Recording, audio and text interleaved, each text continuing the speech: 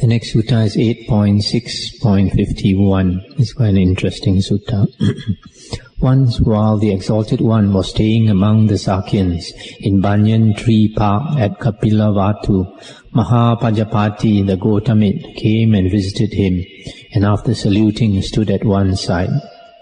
Thus standing, she said to the Exalted One, Lord, well were it that women folk should be allowed to go forth from the home to homeless life into the Dhamma Vinaya declared by the Tathagata.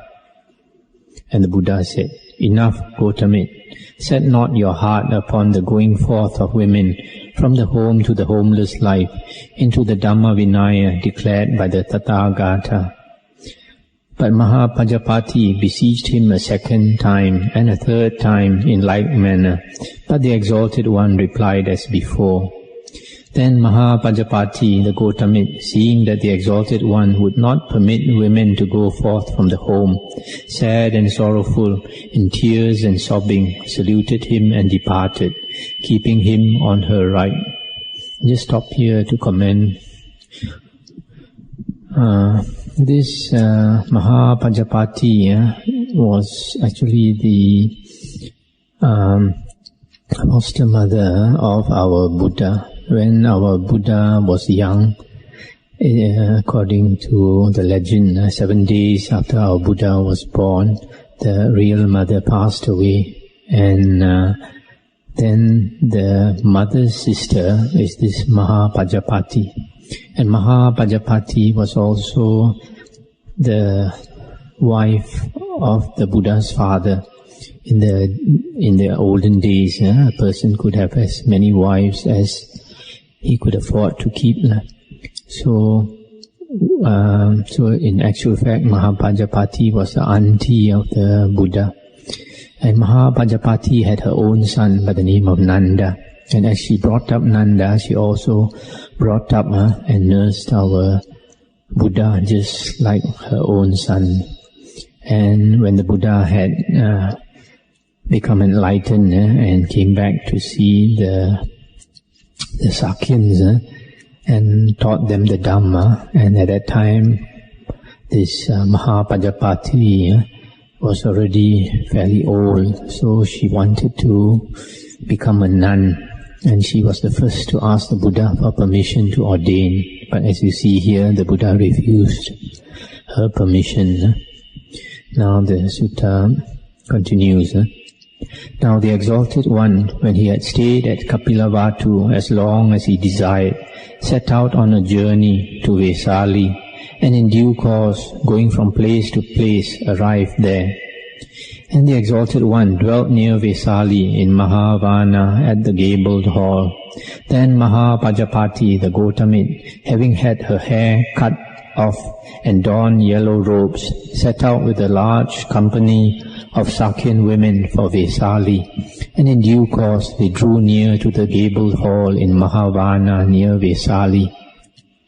And Mahapajapati stood outside the door, her feet swollen and her limbs covered with dust, sad and sorrowful, sobbing and in tears. Now the Venerable Ananda saw her standing thus, with swollen feet and in tears, and said to her, Wherefore, Gautamit, do you stand, sad and sorrowful, outside the door? And she said, It is because, Reverend Ananda, the Exalted One will not allow women to go forth from the home to the homeless life into the Dhamma Vinaya declared by the Tathagata. And Venerable Ananda said, Then wait here, Gautamit, until I have asked the Exalted One to allow women to go forth from the home. And the Venerable Ananda went unto the Exalted One and saluted and sat down at one side. So seated he spoke thus, Lord, Mahapajapati, the Gautamit, stands outside at the door, her feet swollen and her limbs covered with dust, sad and sorrowful, sobbing and in tears, saying, The Exalted One will not allow women to go forth. Lord, well were it that women should be allowed to go forth from the home to the homeless life, into the Dhamma Vinaya declared by the Tathagata. And the Buddha said, Enough, Ananda, set not your heart upon the going forth of women from the home to the homeless life. A second and a third time Ananda beseeched him in like manner, but the Exalted One gave the same reply. Then thought the Venerable Ananda, the Exalted One will not allow women to go forth from the home to the homeless life. What if I were to ask the Exalted One in another way? And he spoke thus, Lord, if women go forth from the home to the homeless life into the Dhamma Vinaya declared by the Tathagata, can they realize the fruit of stream winning, of one's returning, of non-returning, and of arahantship? And the Buddha said, they can, Ananda. And Venerable Ananda said, Lord, if they can, since Mahapajapati has been of great service to the Exalted One, for as his aunt, nurse, and foster mother, she gave him milk when the Exalted One's mother died. Well were it that women should be allowed to go forth. And the Buddha said, if Ananda, Mahapajapati the Gautamit, receive these 8 cardinal rules, it shall be for her the ordination. 1. Though she has been ordained 100 years, a nun must pay respect, raise her hands in salutation, rise up from her seat and salute a monk who has but that day been ordained. This is a rule to be honored, respected, revered, venerated, and never to be transgressed during her life. 2. A nun must not spend the rainy season where there is no resident monk. This is a rule never to be transgressed. 3. Twice a month a nun must question the Sangha concerning the date of the Uposatha day and the next time of preaching. This is a rule never to be transgressed. 4. After the rainy season, a nun must keep the Pavarana before both Sanghas in respect of 3 matters, those seen, those heard, and those suspected. This is a rule never to be transgressed. 5. A nun guilty of a serious offense must undergo a penance before both Sanghas for the half month. This is a rule never to be transgressed. 6. After training for 2 rainy seasons in the 6 rules, a nun must seek full ordination of both Sanghas. This is a rule never to be transgressed. 7. Not on any pretext must a nun revile or abuse a monk. This is a rule never to be transgressed. 8. From today, Ananda, admonition by nuns of monks is forbidden, but admonition of nuns by monks is not forbidden. This is a rule to be honored, respected, revered, venerated, and never to be transgressed during life. If Mahapajapati receive these 8 cardinal rules, it shall be for her the ordination. Now when the Venerable Ananda had learned these 8 rules from the Exalted One, he went to Mahapajapati and told her all the Exalted One had said. And she answered him and said, Reverend Ananda, just as a woman or man, young and tender in years and fond of dress, would, after washing the head, receive with both hands a garland of lotus flowers, of jasmine flowers, or of some sweet-scented creeper, and place it on top of the head, even so I, sir, receive these 8 cardinal rules, never to be transgressed all my life. Then the Venerable Ananda returned to the Exalted One, saluted him and sat down at one side. So seated he said, Lord, Mahapajapati the Gautamit has received the 8 rules. And the Buddha said, if Ananda, women had not been allowed to go forth from the home to the homeless life into the Dhamma Vinaya declared by the Tathagata, then long would have lasted the holy life. For 1,000 years would have Saddhamma or true Dhamma have lasted. But now, Ananda, since women have gone forth, not for long will the holy life last. Now, Ananda, just for 500 years will the true Dhamma last. Just as those clans that have many women and but few men easily fall a prey to robbers and pot thieves, even so, Ananda, In whatever Dhamma Vinaya women are allowed to go forth from the home to the homeless life, that holy life will not last long. Just as when the disease known as white as bones falls upon a field of ripened rice, that field does not last long. Even so, Ananda, in whatever Dhamma Vinaya women are allowed to go forth, that holy life will not last long. Just as when the disease known as red rust falls upon a field of ripened sugar cane, that field does not last long. Even so, Ananda, in whatever Dhamma Vinaya women are allowed to go forth, that holy life will not last long. And now, Ananda, just as a man might build a dike to a great reservoir with a view to the future, so that no water could pass beyond it, even so I, Ananda, with a view to the future, have laid down for nuns these 8 cardinal rules which must not be transgressed so long as they live. That's the end of the sutta. So we see from here, after Mahapajapati could not get permission of the Buddha to go forth, and then he followed the Buddha all the way, walking from Kapilavatthu to Vesali, and according to the commentary, there was a distance of about 200 miles. So that was a pretty long way to walk. And so the Venerable Ananda asked the Buddha again for permission for women to go forth, and 3 times the Buddha refused him. And then after that, he thought of another way to get round it, and reminded the Buddha that the Buddha owed very much to Mahapajapati, who brought her up, gave her milk when she was small, etc. And so the Buddha relented, and the Buddha made 8 rules for nuns. The first one is that even a nun has been ordained a long time, she must pay respect to a monk, any monk, even though he is very newly ordained. Then second rule is that a monk must not spend the rainy season, the Vasa, where there is no resident monk. In the Theravada tradition, every year during the rainy season in India, they had the rainy season, the winter and the summer seasons, 3 seasons. And 3 months out of the 4 months, a monk or a nun must stay in a fixed place, and not leave the place more than 6 continuous nights. So for a nun, she must spend the Vasa in a place where there are monks, at least 1 monk.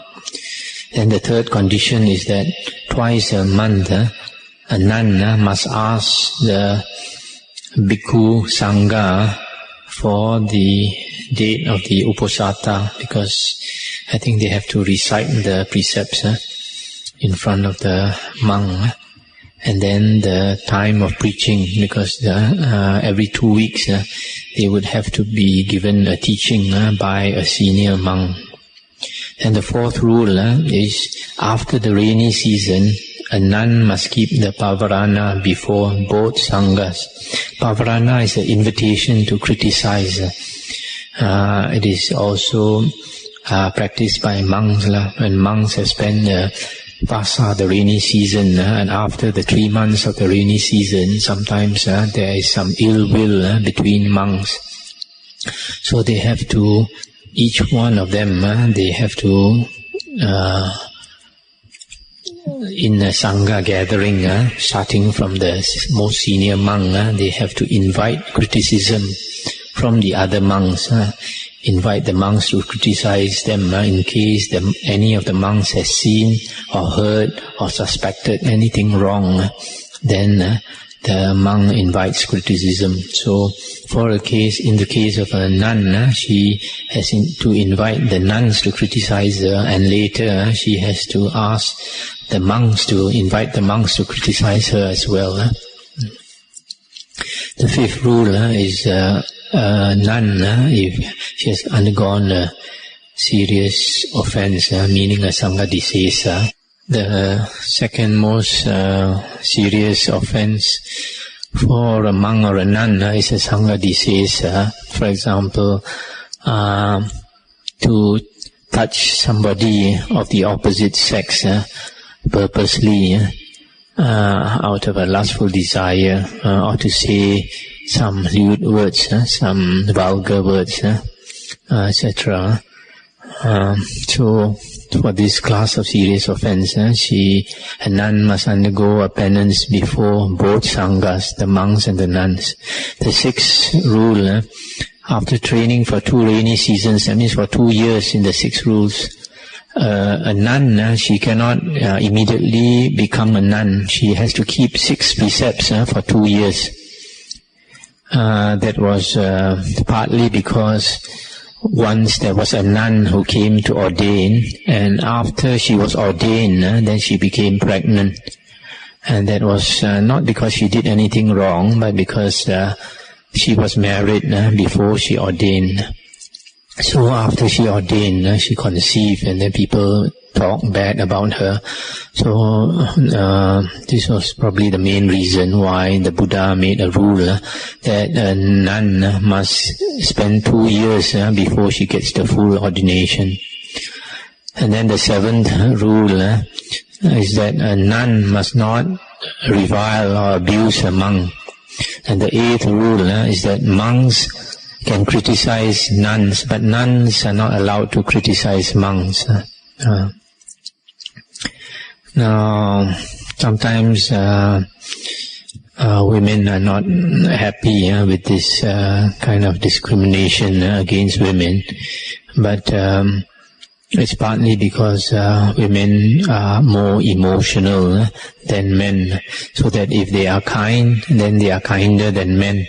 But if they are angry or hateful, then they become much more hateful than men. So it was for this reason. And towards the end, the Buddha told Ananda that if women had not been allowed to go forth, and then the true Dhamma would have lasted 1,000 years. But because women had gone forth, then the true Dhamma would now last only 500 years.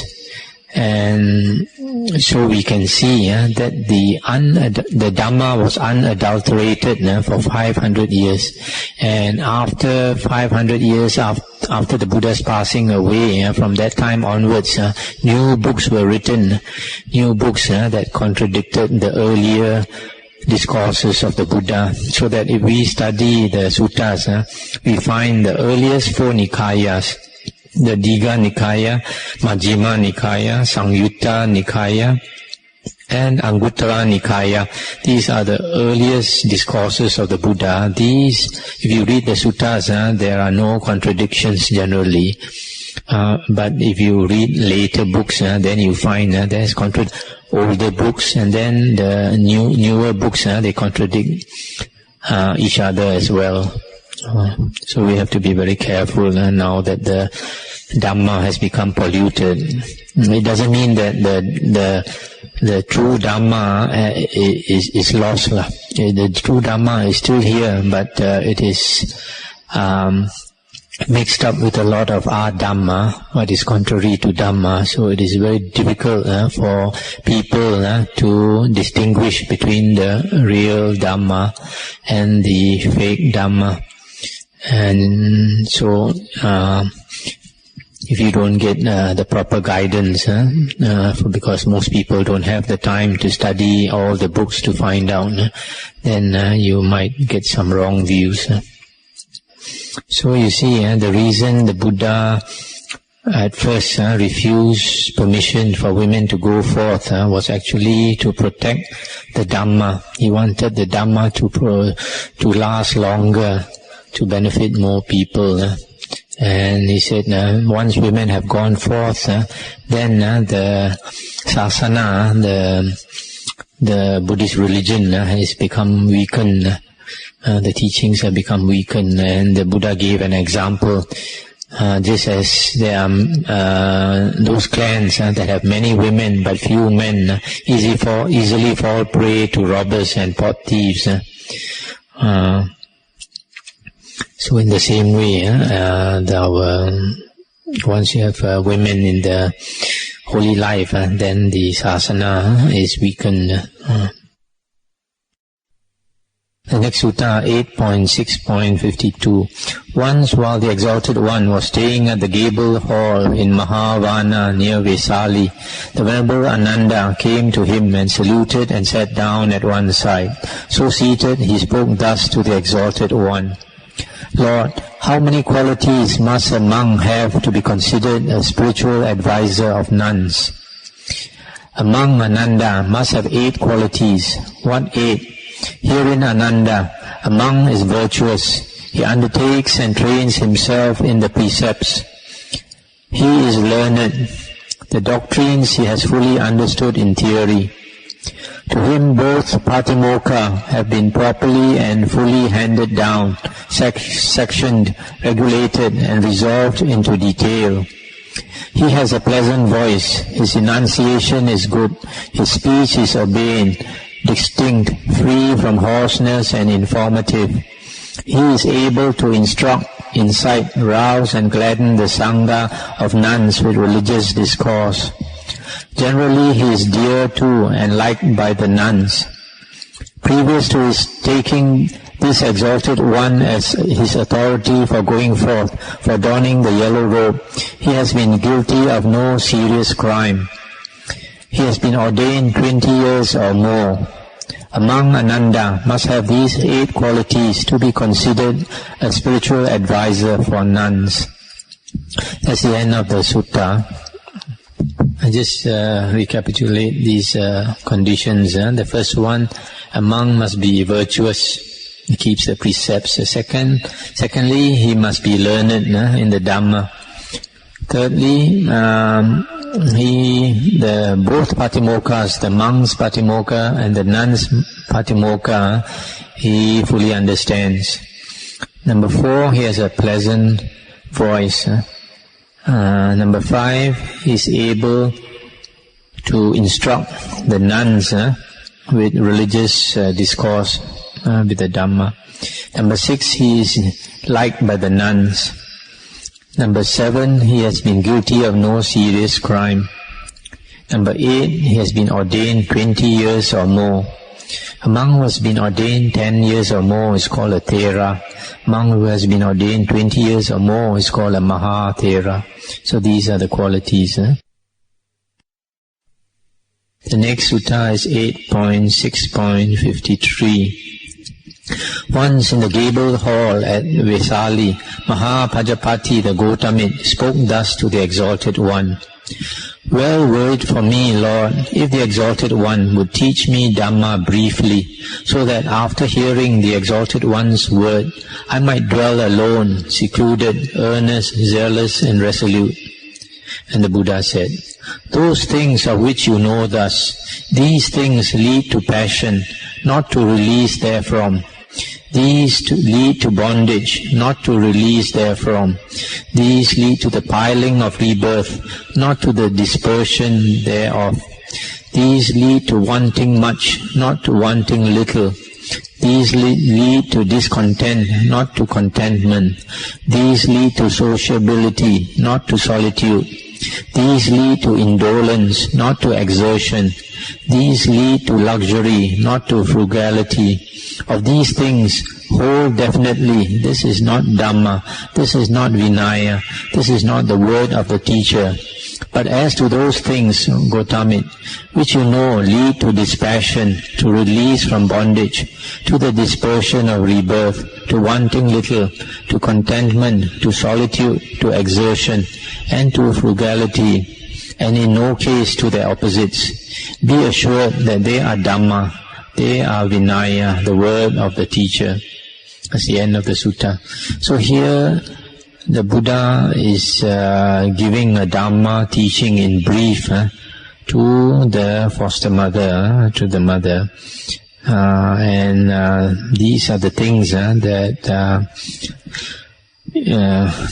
is Dhamma in concise form, that those things that lead to dispassion, to release from bondage, to dispersion of rebirth, to wanting little, to contentment, to solitude, to exertion, to frugality. These are consistent with the Dhamma Vinaya, but not their opposite. The next sutta is 8.6.54. Once the Exalted One was dwelling among the Kolians at the market town called Kakarapata. There Long Ni, the Kolian clansman, visited the Exalted One, and after greeting him sat down at one side. So seated he spoke thus to the Exalted One. Lord, we householders are immersed in the round of pleasure. We are cumbered with bed, maid and sons. We delight in the muslin cloth from Benares and in sandalwood. We deck ourselves with flowers, with garlands and cosmetics. We enjoy the use of both silver and gold, that is money. Lord, to such as us, let the Exalted One also teach Dhamma, teach the things which will be to our advantage and for our happiness here on earth, for our advantage and happiness in the world to come. And the Buddha said, these four conditions, Tigerfoot, lead to a clansman's advantage and happiness here on earth. What for? Achievement in alertness, achievement in weariness, good company, and the even life. And what, Tigerfoot, is achievement in alertness? Stop here a moment. This Tigerfoot must be the nickname of this person. This Long Ni is Bhyagapaja. His family name was Bhyagapaja, which is Tigerfoot. And Long Ni is Digajanu, was his nickname. So here the Buddha addresses him by his family name. And what, Tigerfoot, is achievement in alertness? Herein, by whatsoever activity a clansman make his living, whether by the plough, by trading, or by cattle herding, by archery, or as a Raja's man, or by any of the crafts, he is deft and tireless, gifted with an inquiring turn of mind into ways and means. He is able to arrange and carry out his job. This is called achievement in alertness. And what, Tigerfoot, is achievement in weariness? Herein, whatsoever wealth a clansman get together by work and zeal, collect by the strength of his arm, earn by the sweat of his brow, and justly obtain in a lawful manner, such he keeps by watch and ward, thinking, now how can I arrange so that Rajas may not get this wealth out of me, nor thieves steal it, nor fire consume it, nor water carry it off, nor treacherous heirs make off with it. This is called achievement in weariness. And what, Tigerfoot, is good company? Herein, in whatsoever village or market town a clansman dwell, he consorts, converses, engages in talk with householders or householders' sons, young men reared in virtue, old men old in virtue, full of faith, virtue, charity, and wisdom. He emulates the fullness of faith in such as are full of faith. He emulates the fullness of virtue in such as are full of virtue. He emulates the fullness of charity in such as are full of charity. He emulates the fullness of wisdom in such as are full of wisdom.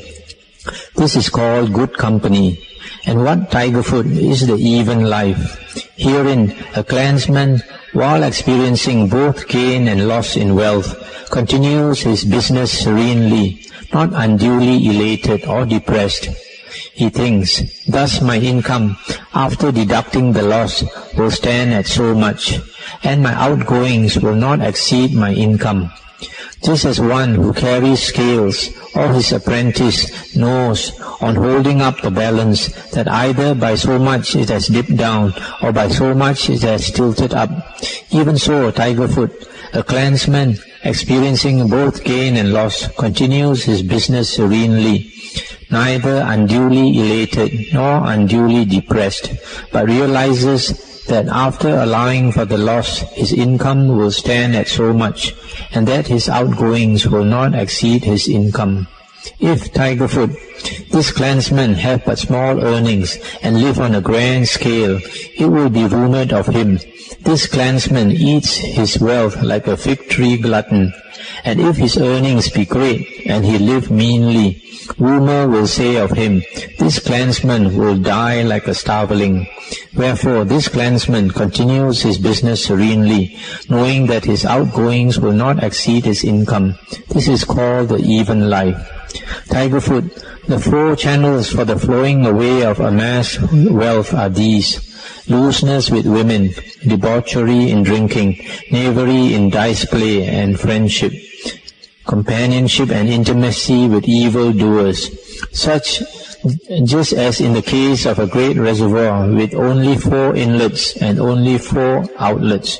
If a man should close the inlets and open the outlets, and there should be no proper fall of rain, a lessening is to be expected in that great reservoir, and not an increase. Even so, Tigerfoot, there are these 4 channels for the flowing away of amassed wealth: looseness with women, debauchery in drinking, knavery in dice play, and friendship, companionship, and intimacy with evil doers. Tigerfoot, the 4 channels for the flowing in of great wealth are these: abstinence from looseness with women, from debauchery in drinking, from knavery in dice play, and having friendship, companionship, and intimacy with the good. Just as in the case of a great reservoir with only 4 inlets and only 4 outlets, if a man should open the inlets and close the outlets, and if there should be a proper fall of rain, an increase may be expected in that great reservoir, and not a lessening. Even so, Tigerfoot, there are these 4 channels for the flowing in of great wealth: abstinence from looseness with women, from debauchery in drinking, from knavery in dice play, and the friendship, companionship, and intimacy with the good. These, Tigerfoot, are the 4 conditions which lead to a clansman's advantage and happiness here on earth. These 4 conditions, Tigerfoot, lead to a clansman's advantage and happiness in the world to come. But for achievement in faith, achievement in virtue, achievement in charity, and achievement in wisdom. And what is achievement in faith? Herein a clansman has faith and believes in the awakening of the Tathagata, thinking of a truth he is the exalted one. This is called achievement in faith. And what is achievement in virtue? Herein a clansman abstains from taking life, from stealing, from adultery, from lying, and from taking liquor. This is called achievement in virtue. And what is achievement in charity? Herein a clansman dwells at home with heart purged of the stain of avarice, and etc., etc. This is called achievement in charity. And what is achievement in wisdom? Herein a clansman is wise and is endowed with wisdom into the rise and fall of things, etc. This is called achievement in wisdom. These, Tigerfoot, are the 4 conditions which lead to a clansman's advantage and happiness in the world to come. That's the end of the sutta. So this sutta is a very practical sutta for lay persons, and because this person who came to ask the Buddha, he said he still wants to enjoy life as a lay person, but what are the things that he should cultivate? So the Buddha told him that he should cultivate achievement in alertness, achievement in weariness, and keep good company, and have an even life. And achievement in alertness is to be skillful in his work, in his job. Weariness is to be able to guard his wealth, his property. Good company is keeping company with good persons. And even life is to be able to spend his money wisely and not exceeding his income, and not to be unduly elated or depressed. And then the 4 channels for the flowing away of wealth is looseness with women, drinking, gambling, and having evil friends. and the opposite leads to flowing in of great wealth. And then 4 things lead to a person's advantage and happiness in the world to come, just as before, is the achievement in faith, having the faith in the Buddha, Dhamma and Sangha, virtue, keeping the precepts, charity, that means being generous and practicing charity, and the last one is wisdom, that means knowing that things are impermanent, that they arise and pass away, and that basically means understanding the Dhamma. So these are the things that will bring a person happiness in the world to come. And today we come to Sutta 8.6.58. The Buddha said, monks, a monk is endowed with 8 qualities. A monk who is endowed with 8 qualities is worthy of offerings, worthy of gifts, worthy of oblations, deserves to be reverently saluted, the world's peerless field for merit. What 8? Hearing, a monk is virtuous. He is learned. Number 2. Number 3, he dwells strenuous, steadfast, energetic, shirking not the burden of righteousness or wholesomeness. Number 4, he is a forest dweller, having his bed and seat apart from mankind.